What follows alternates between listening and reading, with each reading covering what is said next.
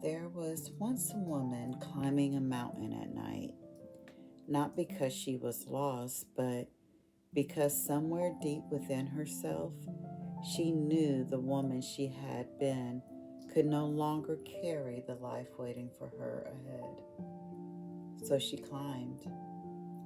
The path spiraled around the mountain in long, winding turns, disappearing into fog before revealing itself again beneath the moonlight. In one hand, she carried a lantern, in the other, a satchel filled with unfinished things, half written pages, letters never sent, ideas she could not stop thinking about, dreams she had started and abandoned and returned to again and again. The higher she climbed, the heavier the satchel became. Every few steps, she would stop and lift the lantern high above her head, trying to see the entire mountain at once. But the mountain never revealed itself all at once, only piece by piece, step by step. And this frustrated her. Other travelers passed her often. Some moved quickly, carrying bright torches. Some called down to her confidently, "There's a faster way. You're thinking too much.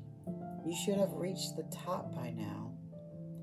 So for a while, she tried moving the way they moved, faster, harder, without rest.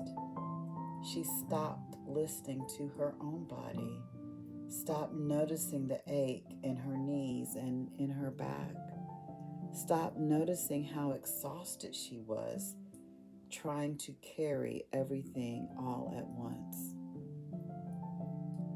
And because she had always been someone others leaned on, people often handed her their things too, their grief, their confusion, their expectations, their unfinished dreams.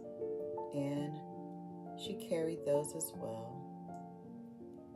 Until one evening, somewhere near the middle of the mountain, lightning split the sky open. The woman froze. The strike hit an old cedar tree just above the path. And for a moment, she thought the tree had caught fire. But as she stared upward, she realized what she was seeing were not flames, but butterflies. Dozens of orange butterflies lifting themselves from the shattered bark and disappearing into the night sky. The woman stood there beneath the storm watching them. The storm passed quickly after that, but something in the woman had changed. She no longer rushed quite as much. She climbed slower now, more carefully, and eventually, long after midnight, she came upon a cave built inside the side of the mountain. Warm, golden light flickered softly from within. At first, she intended only to rest for a moment, but as she stepped closer, the scent reached her first. Cedar, lavender, crushed rosemary, something ancient steeping quietly in the firelight. Inside the cave sat an old healer, surrounded by shelves of bowls and glass bottles. Some bowls were empty, some overflowed with herbs, some had been turned upside down completely. The healer looked up as though she had been expecting the woman. "You've been carrying too much," the old healer said gently. The woman looked down at the satchel, still hanging from her shoulder. "I know," she admitted quietly. The old healer motioned towards the shelves. "Each bowl holds a different medicine," she explained. but no one can drink from all of them at once. The woman moved closer. One bowl held clear water reflecting the moonlight. Another held dark soil, rich with roots. Another glowed faintly, blue like starlight beneath water. And one bowl sat completely empty. She pointed toward it. What medicine does that one hold? The old healer smiled softly. Space. The woman frowned slightly. That doesn't sound like medicine.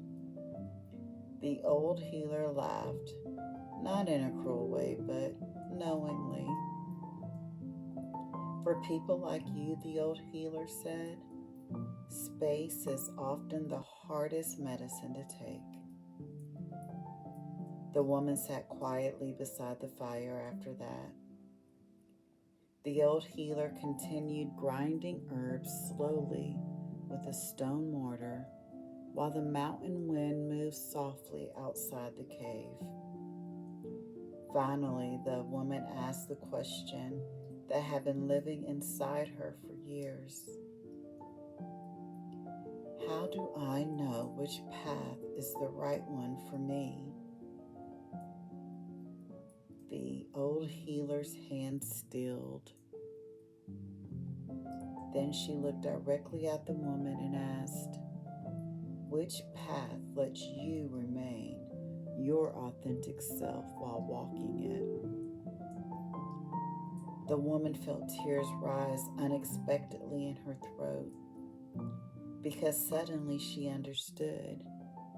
She had spent years choosing paths based on survival, expectation, logic, usefulness, speed, but never herself. The old healer rose slowly and walked toward the entrance of the cave. Outside, the moon hung low above the mountain.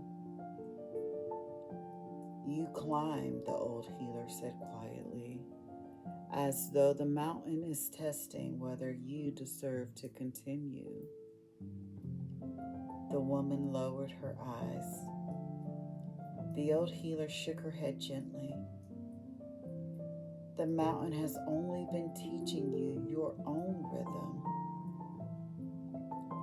Silence settled between them. Then, after a long while, the old healer spoke once more. Not every wound asks to be closed, she said. Some wounds become lanterns. The woman instinctively reached for the lantern beside her. But sometime during the night, the flame inside had gone out. Strangely, the woman did not panic this time, because now, standing at the edge of the mountain beside the old healer, she could see something she had missed before. Tiny lights lined the staircase ahead of her. Fireflies drifted softly through the dark.